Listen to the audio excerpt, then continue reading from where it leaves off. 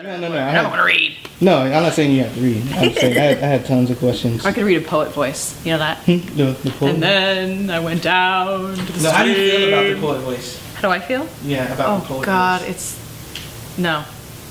And then over there. No, like it's so dreamy. It's like I don't know. Why do people use poet voices? How about that's the first question? Oh, that's my first question? Yeah. Why do people use poet voices? Why do people use poet voice? I think they use it because they think that it's like makes them smarter or sound smarter or more poetic. It just makes them sound annoying.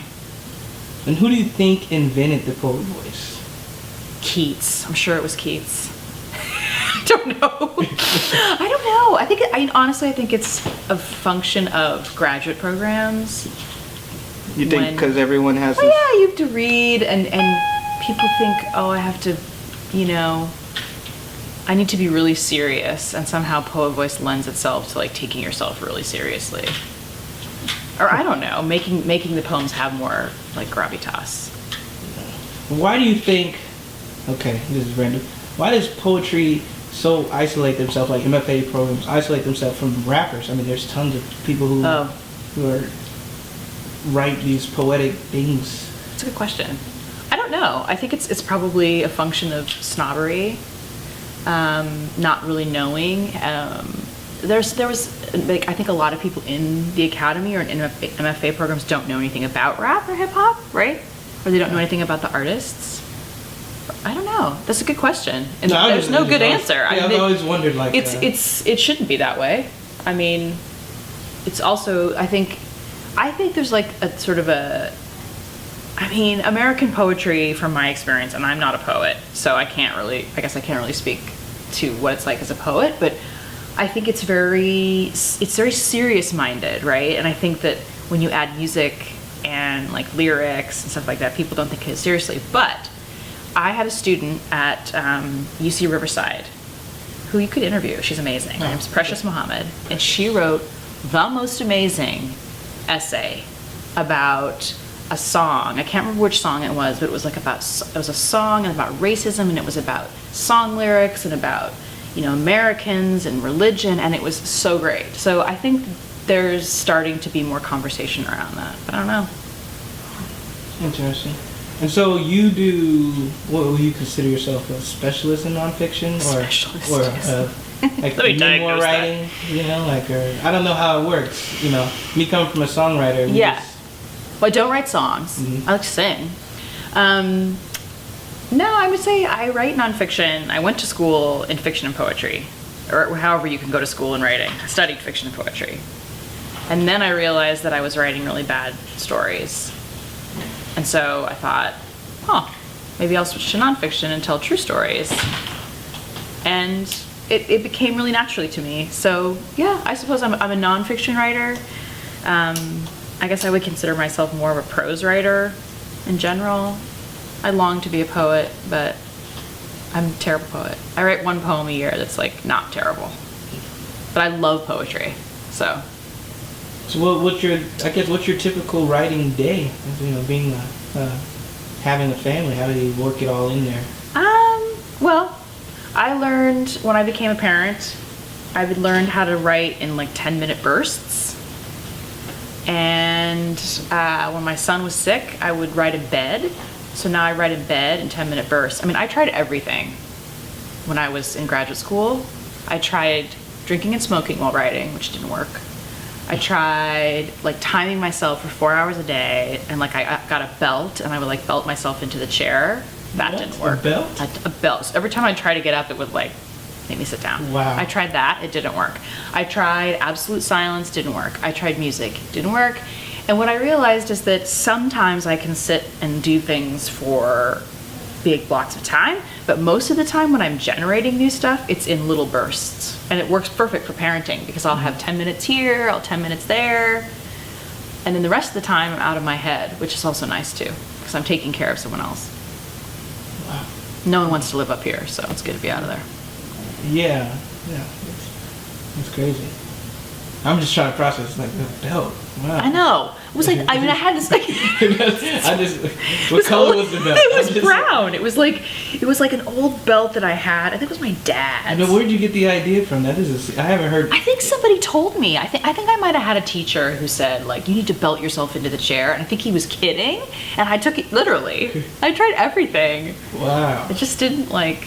Well, that goes to show that it's not. It is hard. It's a challenge. It is a challenge to sit, whatever it is, to sit through whatever. You ever stand and write? No, God, no. No, I don't do that. I mean, I guess I have ideas about writing. Like, I have ideas when I'm not trying so hard, if that makes sense. So I think when you say, okay, I'm going to write from 8 to 12, it's very like, I'm going to sit down and write. You've kind of already like knocked all of your creative mojo out of the room because you're in such a serious state of mind. And so much about creativity and art should be playful. But you can't be playful if you're wearing a belt and sitting in a chair, first of all, or if you're drunk, or if you're smoking a bunch of stuff.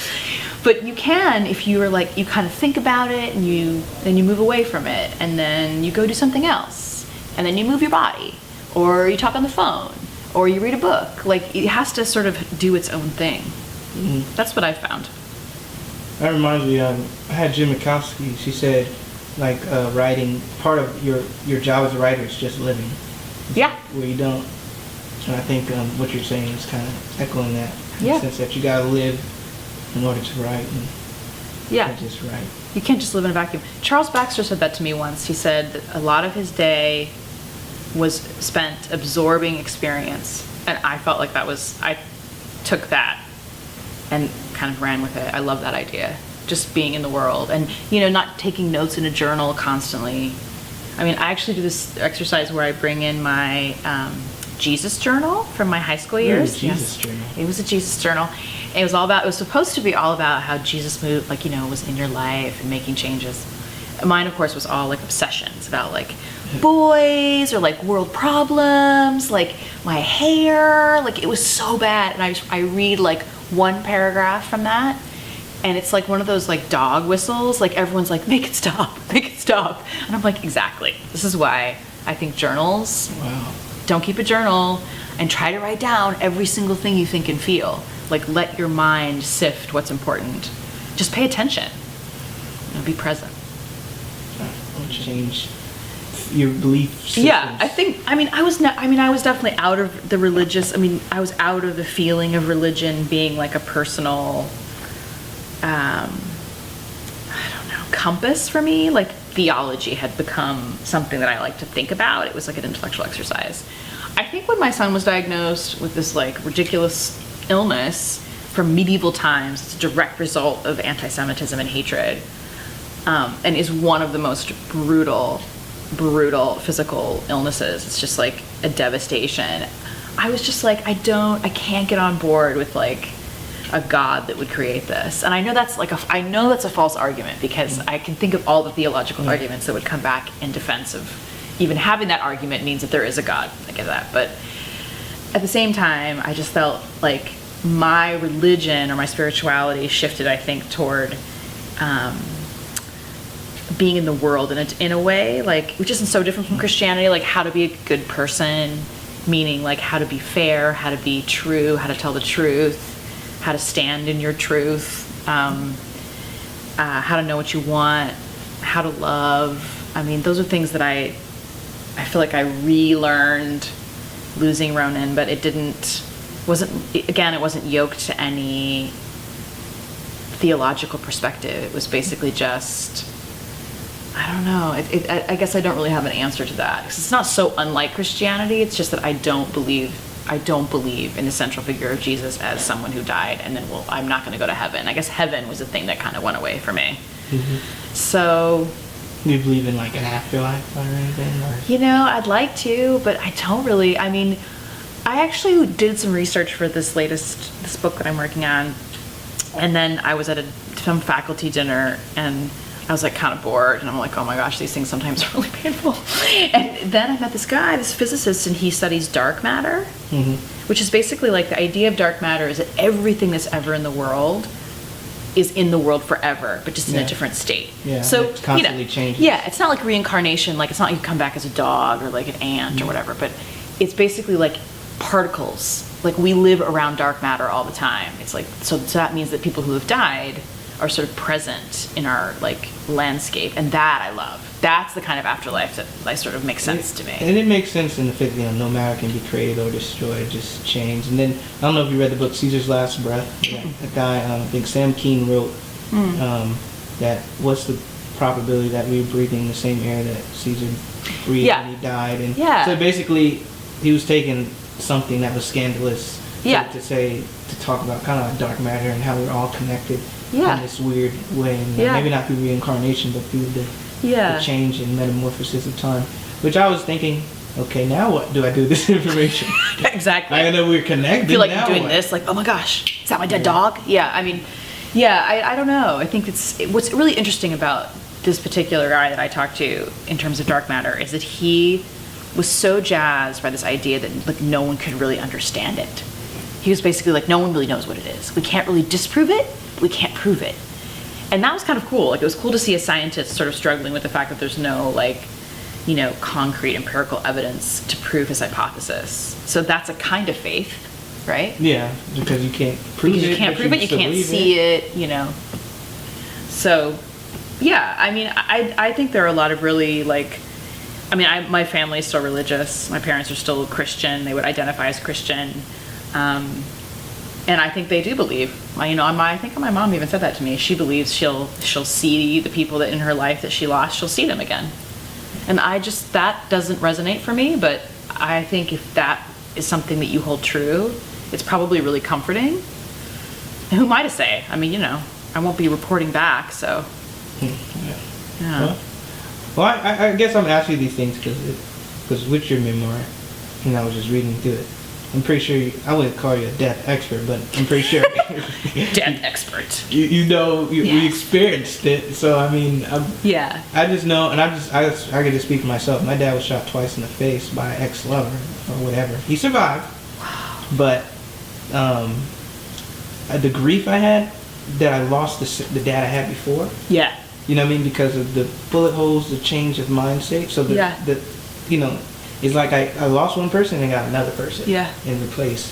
And so, like, I know my mind was going, and I was like, well, now put this, my dad actually died. You know what I mean? Well, how would I even see this? I'm saying, then taking someone who's been through death or someone close. Yeah. I can't, that's not expected. Because, like, my dad getting shot, it was not on my radar. Was like, but I was saying, like, my whole world was just like how I saw death now and how I saw life and, the people, actually it's one of the reasons why I started this nonprofit, because I really wanted people to share. I want people to realize people are human, they go through stuff, and they're not alone. They can connect through writing. So I guess I say all to say, what was your purpose in writing your memoir? Why did I write it? To not die. I mean, when my son was diagnosed, I still remember it, and I write about it in the book, and it was, it's like that line in the sand, and you go over the line in the sand, nothing's ever the same. It was like the world was wrong, the world was broken, and it would stay broken. And I think I wrote that book in a fugue of grief and sadness and helplessness and also rage. I mean, in a rage. I couldn't believe that this was happening. Not to me, but partly to me, but to my kid. Like this helpless person who obviously, like, as a parent, you love your kids in this different way than you love other people. It's not I think it's just different. It's qualitatively different. It's not a quantitative issue. So it's just a different kind of grief. So I wrote the book because I was angry, and I just thought, you know what, world, if you did this to me, I'm going to write this book, and I'm going to put the story out in the world, and I'm just going to do it because the alternative for me is just to lie down and die, is how I felt. So, whenever you create, this as a creator, when you're making something, it gives you purpose. So it gave me purpose at a time when there was literally nothing I could do for my kid. I mean, it's just like the most helpless I've ever felt in my life. And so I'd be like, on my keyboard, like all hours of the day. And I felt like I was doing something. The act of writing, the act of making was like was like a bulwark against the blackness of the sort of black hole of what was coming. So it was a light to shine around. So yeah, that's why I wrote it. I mean, I think a lot of grief memoirs stem from that source. Because I've had another lady, actually the interview I sent you, when she lost her husband, Dr. Jean, they wrote the book when he was alive because they thought he was going to die because he had the terminal cancer. Right. So they thought he was going to die at 5 years from when they started writing the book. So it wasn't supposed to be a book, it was supposed to be a memoir for their daughter. And it was supposed to be about the phoenix and the fairy, and he was the fairy, so he wrote this for his daughter. It turned out he lived an extra 15, 20 years. And so the memoir, it just shifted. Initially, it started out as something for his daughter just to read when she died, like a fairy tale. And so I'm always interested when it comes to these kind of complex matter. What was the mindset behind it? Because and did it turn out the way you thought it was going to be, or? You know, I honestly... Have you ever read it yourself in completion? Oh God, I'll never read it again. I mean, what happened was, I felt, first of all, when Ronan was diagnosed, I felt like my head turned into a sparkler. You know those like sparklers? Yeah. It was just like... No, that's a crazy visual. Yeah. I mean, it was like just, everything had meaning, and like I would see things, and I was just like, oh my God, that's so cool. And I was that woman on the plane writing on napkins. Like, I was just like, deranged by attention, just anything to like draw my attention elsewhere. And I had a friend, of course, I have an amazing group of friends, and they would call me and text me after they had found out about Ronan, and of course I was like not responding. And so my friend Weber was like, you should start a blog. And I was like, no, I'm not doing that. She's like, no, just for your friends so that we know you're okay. And then once I got going, I couldn't stop, and it was like, gave me something to live for, to write those essays. So that when the book came out, it was almost done. Like, I knew when I sent it in that it was what I had written. So, and I also think it was the first time in my life, although not the last time, because it's continued to be true for me, where I just didn't care what people thought about it. And it was like the best gift for a writer to just be like, I didn't care if people loved it. I just didn't care. I was doing it for a different reason. And then someone writes you like a poopy review on like an online comment. People are notoriously bad-mannered. Like, it doesn't matter, because your work is done. If you feel like you've done the best you could and you told you what you wanted to say in a way that was beautiful and true, it doesn't matter.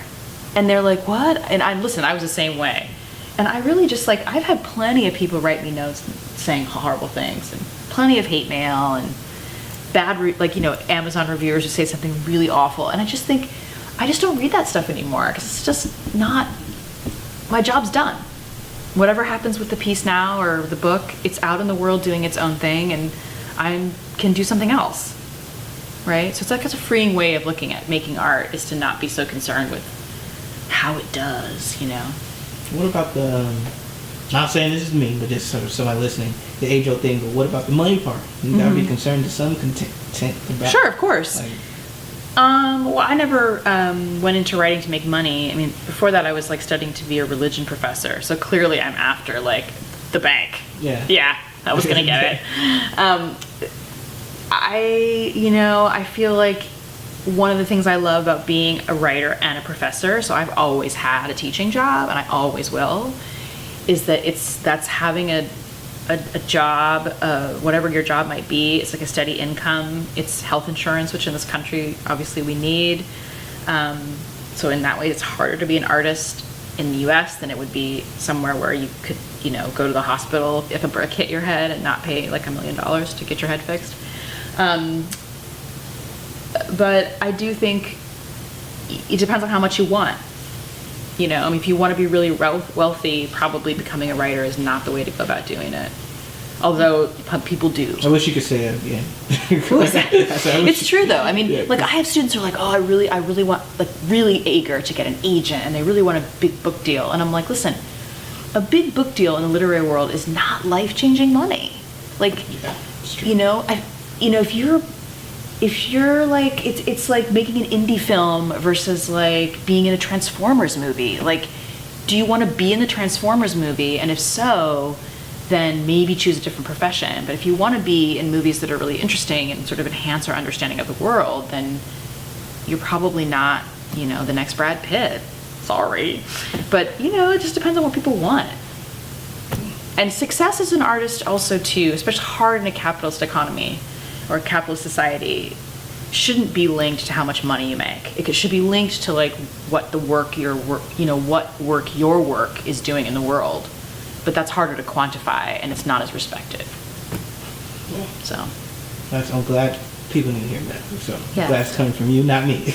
Well, I mean, listen, like people say, I don't know if this is true. Like, oh, how many songs have you sold, or how many books have you sold on it? And I'm like, well, what do you do? I'm a heart surgeon. Well, how many people have you saved? I mean, it's a ridiculous question. Yeah, it's like I'm a writer. I'm not like counting up my Amazon sales. Like that would make my head explode. Yeah, it's about the actual work. And just the love of what you're doing and the impact. And sometimes you can never see your impact. I always tell people about Shakespeare. And maybe I'm wrong with this. But, his impact. Yeah. He never saw his impact. I mean, I'm pretty sure he would flip out if he saw. Right? What's totally. happening. Or even just like when I was in college, I mean, I was silent for like the first 2 years. This was me. Like in class. I know. No one can imagine. They're like, my students are like, I don't believe you. You're totally lying. I would just like, or I'd be like, scowling, like looking really serious. And I'm sure my professors were like, what's the gig is up with this girl? She's so grumpy. And what it was, I was just terrified that I was going to say something and sound stupid. And I just felt so overwhelmed by this need to like be a good student and like do well, that I was kind of like a deer in headlights. And I got this note from a professor of mine on one of my blue books. This is back in the day when we wrote them out, That's showing my age. Yeah. And he wrote at the back, he's like, "You're far too intelligent to be so quiet in class." Wow. And that comment changed my life. But thankfully he hung in there with me because there were teachers that probably thought I was like giving them stink eye for, 15 minutes 3 times a week for 2 full years. But really, and I got so much out of the classes, but I just couldn't tell them, Yeah, thank you, because I'm a teacher too, and so like some people will be looking, I'm like, am I talking? Because they do look at you with those. They're just like, or they'd be like picking their nose, and I'm like, is it getting to you? And then later they come back and they're like, oh my God, that was so amazing, and you're like, yeah, but you looked like you were gonna like, Yeah. This is just this makes no sense. This is why I try to have somewhat of an engaged face now, because I know how it feels to be another. I know, right? When you're a student, you're like. Yeah, I try to be like, somewhat, just because I know how it feels to see a dead face. Which my gosh, I know. Yeah, if you just had this like super like straight face, poker face. Yeah. I'm trying to think. I won't take too much time. What was I thinking? What's what's one thing you just want to share? It don't have to be writing related. Just one thing you just been wanting to share. Oh gosh, I wish people would. I know what I want to say, because I read something something on Facebook this morning around the release of Hillary Clinton's book, and she's gotten all of this like negative blowback because people love to hate Hillary. It's just gross. And this woman's post, her name is Samantha Dunn, and she's also a writer, and she'd be a great person to interview. She was basically like, I'm so tired of people saying like, oh, only women write memoirs. And she was basically like, the people who write memoirs are like badass people who are changing the world and sharing their stories and being vulnerable and amazing. It's not just like women writing their silly stories. Like, I think there's this idea that, if a man, this has happened to me before, I've been on a panel, and like it's a guy's first book, and he's a writer, and like 9 years old or something. It's fine, he's a really young guy. And then there's me, who's like older, and I'm writing like my 4th book, and I'm a memoirist. And I'm not saying one's better than the other, but it's interesting to me. Like, he's writing thumping literature, and I'm writing my stories. The stories about my life. I mean, it's a gendered thing, but that really bugs me. And I've seen that. I've seen it, and it bugs me too. And I'm always correcting people, like, hey, this is a person, and stop. So like, just we're focused on the work and what it is, and but I totally understand. It's an artist. You're an artist, or you're a creator, or you're a badass, or it doesn't matter. But like this whole like, that really bugs me. So, and it really bugs me when people hate on Hillary. Like, enough. Yeah. And what is it about her? I know this is off, like, and because she just wrote, but why do people? I think I read a post too, like, if no one's complaining about Bernie for saying everything that he's doing, and he's a loser. No one's saying, Bernie, you're a loser. Nobody, I know. I haven't heard, like, even on the Republican side, I haven't even seen people, like, so I'm just saying, like. Yeah. I mean, when this whole election thing was going down, I said to my husband, I was like, this country is just as misogynistic as it is racist. And he's like, no, that's not true. He's like, it's way more racist than misogynist. I'm like, no, I think they're like neck and neck. And wow, did the election bear that out. Yeah. It was like intense. I think for her, she is the ultimate trailblazer in the sense that there's so much hatred of women, and she's like right up on it. Yeah, like she does not shy away. Everything she is offensive to a person that like Trump. Everything she is offensive to him because he's a misogynist. Period. What's the cure for this disease of mindsets, I guess? I don't know. I mean, I don't know. We talk about racism and, like, the cure is not to judge someone by color. Yeah. And now, like, gender, like, what is the...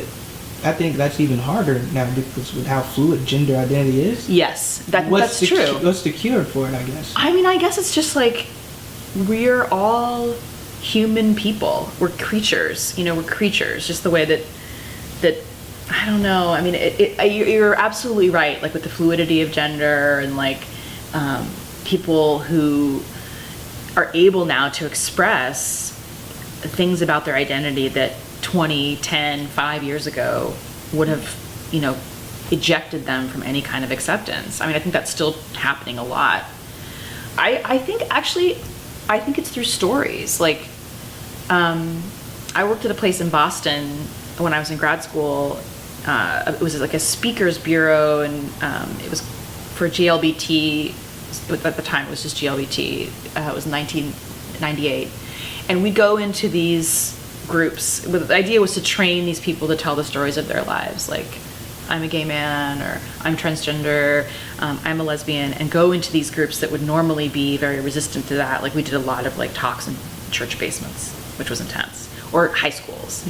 And once people see there's a story attached to a person who's sitting there in their body, it really changes things. It flips the switch because it's no longer theoretical. It's no longer like a news story that's packaged in a way that's meant to sort of like incite particular stereotypical ideas. It's a human person telling their story and often being very emotional about it. Mm-hmm. And if you have any kind of empathy, then, watching somebody be vulnerable it will, tenderize you toward them. And then hopefully that would make you less likely to think of them in a particular way that's negative. I mean, I think that's sort of why people write, And so, since, not talking about your age, this is nothing about your age, but since you've lived quite some time and talked for quite some time, how do you feel about... You saying I'm old? Just kidding. You definitely look like you could be my sister. I definitely say that. So, but I've known you taught a while and been in this world for a while, but like, has there been any changes to literature, speaking of stories and people, that has boggled, has literature changed in the time that you've known it? Has it always, is there any... I think the students have changed. Like, I definitely feel like, where I teach at UC Riverside in California, the undergraduates are incredible in a way that a lot of them are first generation college students, a lot of them are dreamer kids, and a lot of hardship and friction and struggle, and they're like 18 years old, and they have stuff to say, and they have been in the trenches of being on the receiving end of racism, working all these jobs while they're in college. And I have special affection for them because I feel like they really want to be there, and they really have something to contribute to the larger discussion about what America really looks like and feels like. And then I have graduate students who I would say in the last decade have been more open about things, what you were just saying about gender fluidity and identity. They're not as afraid anymore to bring those things to workshop, and that's been great. Like, I don't feel like in my classes, at least, my experience has been that when students are there and they're writing about coming out or being transgender, that doesn't have to be a larger discussion about, they don't have to feel afraid, right? And I think that was not true, even a decade ago. In some of the workshops, I think people were very reluctant to. Fearless, you would say. Yeah, more fearless, and more because the zeitgeist has changed and people's ideas and attitudes have shifted and changed. They feel like they have a place in the world, which is really the goal, right? Everyone should have one. And so then they feel like since they have a place in the larger world, they feel like they have a place in workshop. And I think those two things can work together. Like if you have a really good workshop experience, hopefully you can go out in the world and be like, I can take up space here. I deserve to take up space here.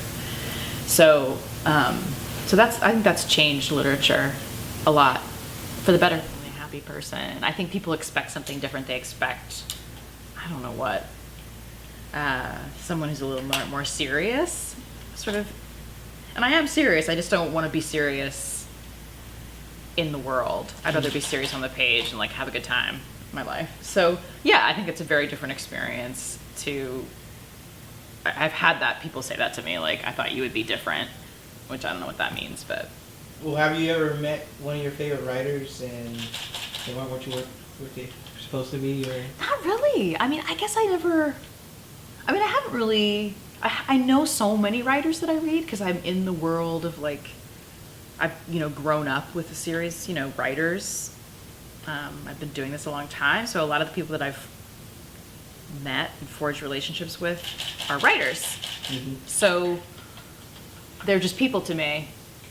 I don't think I've ever really been wildly disappointed or met, someone that was a jerk. I did actually, I was in New York a couple weeks ago and I was meeting a friend for dinner, a friend and his girlfriend. And I was walking down the street and he was waving at me and I was like, what's going on? And I was carrying my daughter. I was like, why is he is there a fire? Should I not go in there? And he's like, Mandy Patinkin is eating a hamburger right there. And I was like, he knows how much I love Mandy Patinkin. I was like, I'm just going to let that sit. Because if I go meet Mandy Patinkin and it doesn't go right, we'll be so sad. No, I totally I'm sure he's lovely, but I was afraid if I went and talked to him and then I said something dumb and he thought I wasn't dumb, I would just keel over and die. So I didn't. So I guess there are people I haven't approached that may have not been what I expected, but writers, no. Usually the same. Who are your inspirations, I guess? Or what did you read as a poet? As a poet? As a kid. Oh, as a kid. As a kid, I read Little House on the Prairie. Oh, I like that one. I read all those books over and over again. And it's only recently I've realized how influential some of those books may have been. Partly because it's kind of it's a little bit like morality porn. It's everyone does the right thing at the end. So I think it gave me something to work against. You know what I mean? Pa's never a jerk. Everything has to. Yeah. The dog dies. That's the big tragedy. Or the corn doesn't go right or something. And then I also had a series of books. I was just thinking about this last night.